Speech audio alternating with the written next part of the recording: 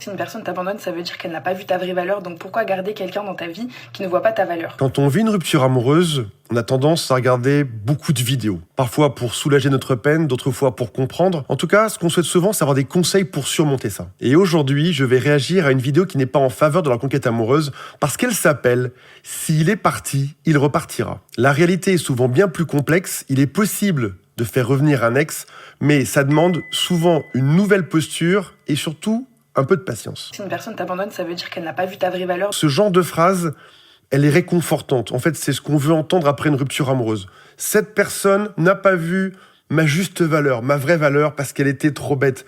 Mais c'est juste un boost d'ego personnel, surtout lorsqu'on souffre. Mais attention, parce que c'est pas toujours vrai. On peut quitter quelqu'un qu'on aime profondément, qu'on aime sincèrement, mais avec qui on est bloqué. Par exemple, il peut y avoir des problèmes de communication.